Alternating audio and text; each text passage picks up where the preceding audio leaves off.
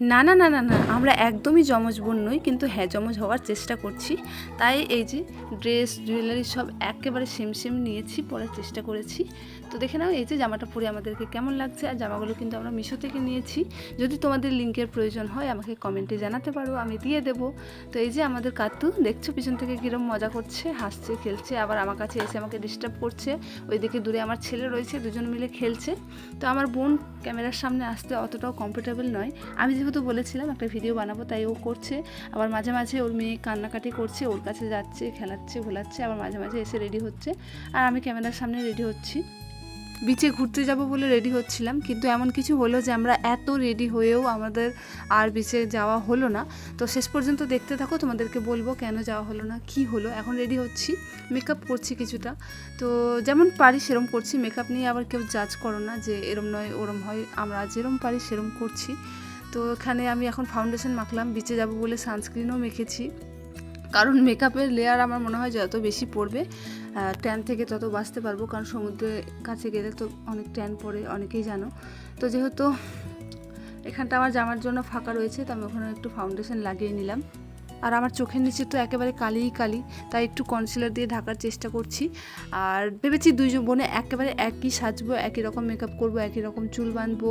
Dress তো একই রকম পরেছি, জুয়েলারিগুলো সেরকম আমি নিয়ে গেছিলাম মেলায়, মানে দীঘা যাওয়ার একদিন আগে মেলায় গিয়ে কিনেছিলাম। এটা আমাদের ডে 1 ছিল। আজকেই ভোর 4টের সময় আমরা নেমেছি, হোটেলে এসে কিছুটা রেস্ট করেছি, ব্রেকফাস্ট করেছি, তারপরেই রেডি হচ্ছিলাম। তো মেয়েদের তো একটু রেডি হতে বেশি সময় লাগে।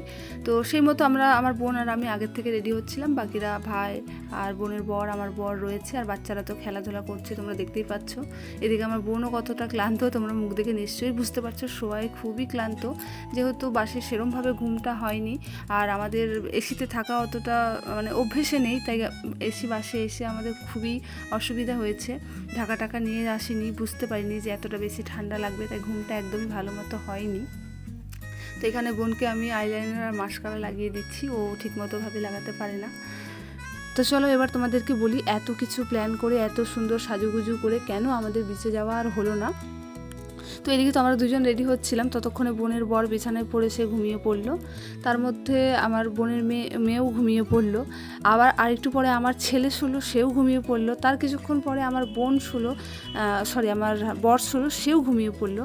আর আমাদের এদিকে রেডি হওয়া তখনও কমপ্লিট হয়নি। তো সবাই শুয়ে পড়ে ঘুমিয়ে পড়েছে, শুধু আমার ভাই জেগেছিল আর আমরা দুজন রেডি হচ্ছিলাম। তো এখানে এই যে আমরা সব জুয়েলারিগুলো একে একে পরছি। সবাই ঘুমিয়ে পড়ার পর যখন আমরা রেডি হয়ে তাদেরকে ডাকছি, তাদের আর গায়ে শক্তি নেই যে তারা উঠে ঘুরতে যাবে। আর আমরা তো এমনি ক্লান্ত ছিলাম, তাও ঠিক করলাম যে আমরা 3 ভাই বোনে তাহলে বিচ থেকে ঘুরে আসবো।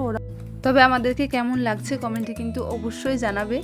লাস্টে আমরা 3 ভাই বোন মিলে হোটেলে যে আমাদের বেলকনি ছিল, রুম ছিল, তার মধ্যে কিছু ছবি টবি তুলে নিয়ে সব আবার মেকআপ টেকআপ রিমুভ করে জামা কাপড় খুলে আবার ঘুমিয়ে পড়লাম। তারপর আবার বিকালের দিকে আমরা বেরিয়েছিলাম।